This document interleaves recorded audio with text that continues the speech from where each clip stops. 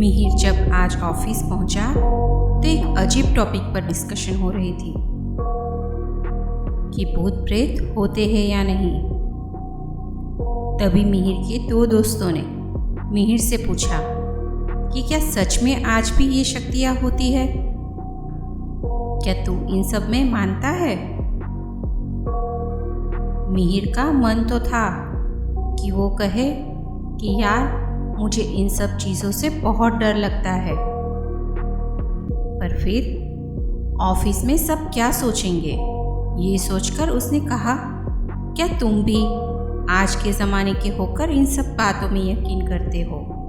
ऐसा कुछ भी नहीं होता, ये सब कही सुनी बातें हैं।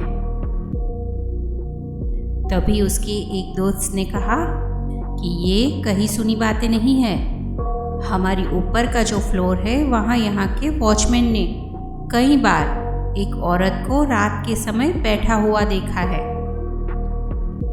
और इसी वजह से ऊपर का पूरा फ्लोर खाली हो गया है और शायद हमें भी हमारी ऑफिस को खाली करना पड़े। वहाँ खड़ा होकर मिहिर का मैनेजर सारी बातें सुन रहा था। उसने मिहिर से कहा कि मिहिर, ऐसा क्यों नहीं करते कि आज रात तुम ऊपर वाले फ्लोर पर रुक जाओ और साबित कर दो कि ये सारी कही सुनी बातें हैं। जब मिहिर ने मना किया तो उसके मैनेजर ने कहा कि अगर तुम आज रात को यहाँ रुकते हो तो तुम्हारा प्रमोशन पक्का और सैलरी भी डबल। ये सुनकर उसके दो दोस्तों को भी लालच जागा।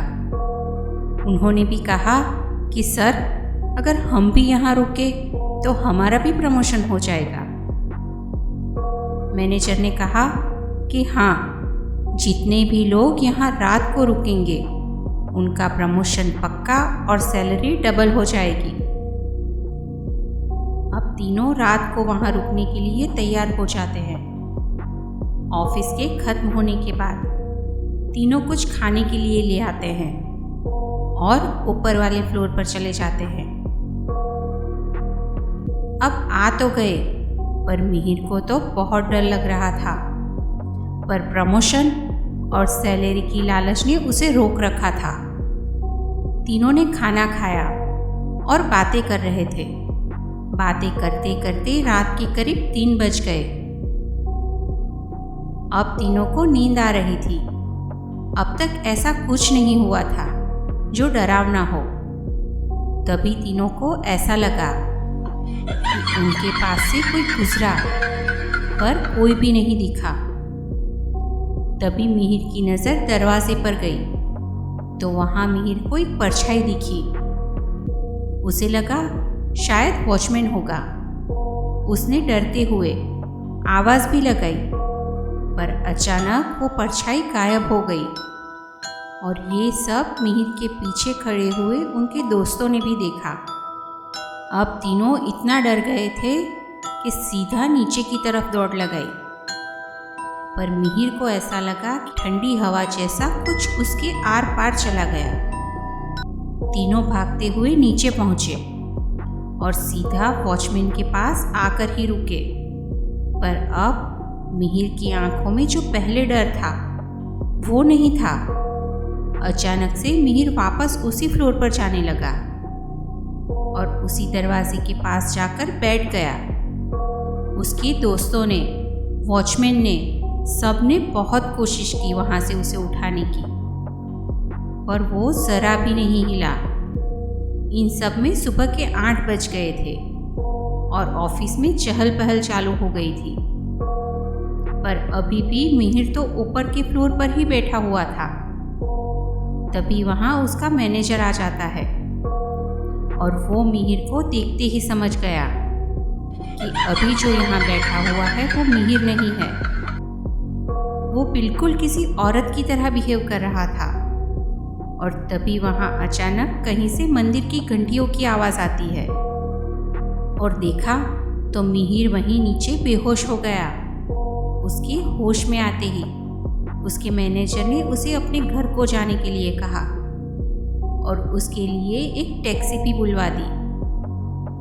अब जब मिहिर टैक्सी में बैठा तो उसे लगा जैसे कोई उसके साथ ही है और उसे ही देख रहा है। अब घर पहुंचते ही जैसे ही वो अपने कमरे में गया, वहाँ वैसे ही एक औरत खड़ी थी जैसे ऑफिस में रात को खड़ी हुई थी। वो चिल्लाते हुए अपने कमरे से बाहर आया तो उसकी बहन ने हंसते हुए कहा, भैया क्या भूत देख लिया? मिहिर बिना जवाब दिए ही मंदिर की तरफ भागा, पर बीच में ही गिर पड़ा और उसकी माँ और बहन उसे उठाकर वापस उसी कमरे में ले आए जहाँ वो औरत खड़ी होकर उसे देख रही थी। कुछ देर बाद मिहिर रूम के बाहर आया, पर अब वो बिल्कुल ठीक लग रहा था। ऐसा लग ही नहीं रहा था कि उसे अभी चोट आई थी। अब वो अजीब तरीके से अपनी बहन की ओर देखता है और कहता है कि मैंने अभी भूत देखा, क्या मैं तुझे दिखाऊं? अब मिहिर जिस तरीके से बोल रहा था उसकी बहन डर जाती है। तभी किचन से माँ की आवाज़ आई कि क्यों अपनी बहन को डरा रहा है। इतनी देर में मिहिर की ऑफिस से फ़ोन आता है कि मिहिर को ऑफिस ले आने के लिए कुछ लोग आ रहे हैं, तो उसे उनके साथ भेज दे और तब तक मिहिर को घर के बाहर ना जाने दे। थोड़ी देर बाद मिहिर के घर के सामने गाड़ी आकर रुकी। उसमें से 2 लोग मिहिर के घर के अंदर जाते हैं और उसे लेकर आते हैं। जैसे ही मिहिर गाड़ी के पास पहुंचा, वहाँ कोई और भी बैठा हुआ था जिसे देखकर मिहिर गाड़ी में बैठने से कतरा रहा था। पर उस तीसरे इंसान की शक्ति की वजह से वो गाड़ी में बैठ जाता है। वो बहुत कोशिश करता है कि गाड़ी ऑफिस तक पहुंचे ही नहीं, पर उस तीसरे इंसान की वजह से मिहिर कुछ नहीं कर पाता।